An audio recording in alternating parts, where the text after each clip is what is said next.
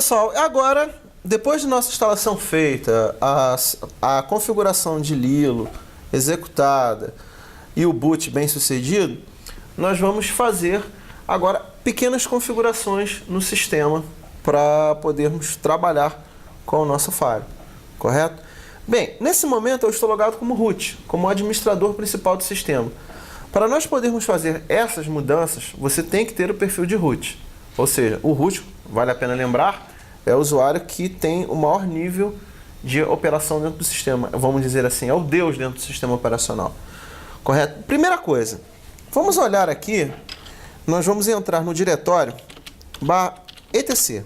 Opa, antes que eu me esqueça, vamos configurar o teclado, né? Que eu acho que de repente o teclado de vocês não está configurado. Nós vamos digitar um comando, que é o load keys. Load keys.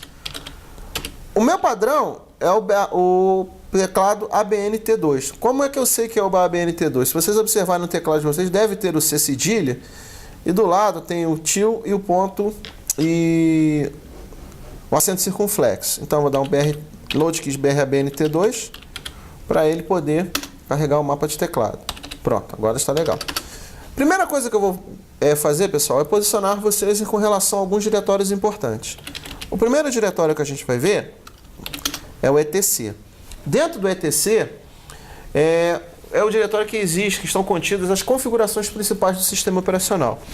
E dentro dele existe um diretório chamado rc.d. Esse diretório rc.d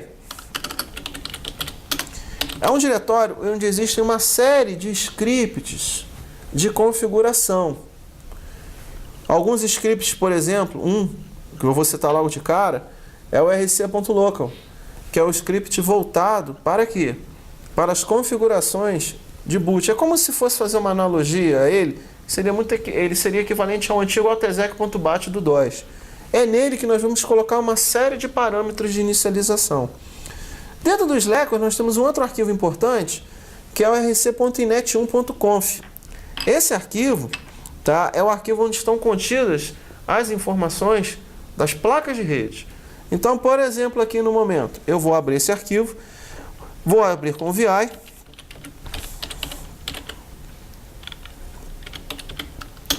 Se vocês repararem bem, aqui eu tenho esse arquivo contém as configurações das placas de rede. Aquela configuração do ETH0 que eu fiz, tá aqui, ó, 10.0.0.1, o netmask que eu tinha configurado anteriormente. A minha segunda placa, que vai ser ETH1, não está configurada ainda. Eu vou configurá-la daqui a pouco. Correto? Ou seja, vamos deixar para depois isso. E aqui embaixo, eu tenho uma opção para colocar o gateway, que eu ainda também não configurei, porque eu vou fazer duas situações. Uma situação que você é uma pequena empresa, onde você vai ter um link com a internet, e você vai ter um IP fixo do teu gateway, que vai ser seu roteador, e a situação de casa. Você está usando um ADSL, por exemplo. Ok? Bom, vou dar sair do VI, dois pontos que. Se você não quiser usar o VI ou não gosta dele, eu vou recomendar você utilizar o Midnight Commander, que é um programinha extremamente útil, que ele é muito parecido com o Norton Commander. Ele, inclusive, funciona similarmente. Aqui embaixo você tem os menus com as opções. E para editar o arquivo, basta selecionar com a setinha em cima dele e dar um F4, que ele abre para você digitar também. Para salvar é F2 e para sair é F10. Bom, primeira coisa que eu vou fazer no meu Fire é editar o rc.local, que é aquele arquivo que eu disse que é similar ao altexec.bat. E eu vou colocar aqui dentro dele o comando para carregar meu mapa de teclado. Apenas como curiosidade. Depois aqui eu vou colocar alguns comandos para o Fire. Perfeito? Bem, outro arquivo que eu vou mexer, que é importante, que não está dentro desse diretório no momento, é o arquivo dentro do diretório etc. Vamos lá dentro dele. cd/etc. Eu vou editar o inetd.conf para retirar algum outro serviço que esteja ligado. Por exemplo, para você fazer isso, você tem que comentar os serviços, correto? Primeiro, eu tenho aqui o serviço time. eu vou colocar, para fazer esse comentário, no VI, um jogo da velha. Ou seja, para você, quando quiser fazer um comentário para desabilitar esse serviço, basta colocar o jogo da velha na frente dele. Você vai descomentando. O FTP nem tem necessidade, porque o FTP nem está instalado. Se lembra? Eu não instalei o servidor de FTP. Ou seja, eu vou comentar tudo que está aqui. Não vou adotar nenhum serviço desnecessário rodando. Vou eliminar o máximo possível desses serviços. Então eu vou comentar todo. Ou seja, ele tem que estar todo comentado. Todo serviço que estiver rodando tem que estar comentado. Pronto. Então ficou tudo comentadinho agora. Tudo comentadinho bonitinho.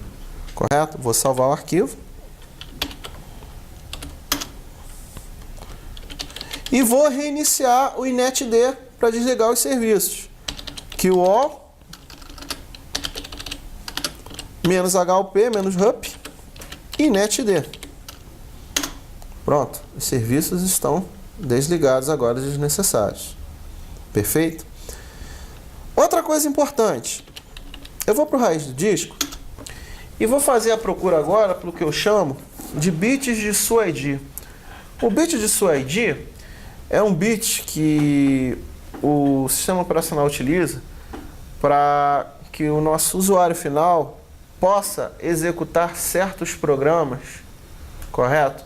Como se fosse root durante seu tempo de execução. Por exemplo, um usuário rodar o ping ele tem que permitir durante o tempo da execução que o usuário tenha perfil de root.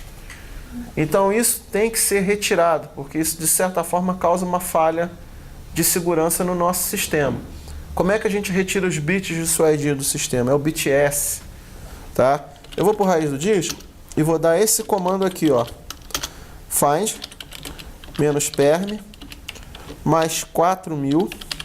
Ou seja, eu vou procurar todos os arquivos que têm a permissão mais 4000 do SUID. E vou direcionar o resultado para um arquivo chamado suid.txt. Esse arquivo pode ter qualquer nome. Eu só botei suid.txt para lembrar que vai ser os bits de SUID. Então ele vai procurar agora para mim. É importante a gente retirar os bits de SUID do sistema, tá, pessoal? Isso é uma regra básica na segurança. Bom, pessoal, ele agora deu como resultado o nosso arquivo suid.txt. Se vocês derem o comando cat no suid.txt, vocês vão ver que existem vários programas que têm suid. O que eu vou fazer agora? Eu vou retirar o byte de suid desses programas. Como? Eu vou usar um recurso usando o comando chmod, que é justamente utilizado para mudar o quê? Permissões de arquivos. Eu vou digitar assim, chmod a-s e vou usar um recurso do shell, cat suid.txt.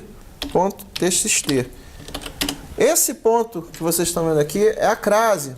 Esse acento é a crase. Então é chmod espaço a-s espaço crase cat suid.txt. O que ele vai fazer com isso?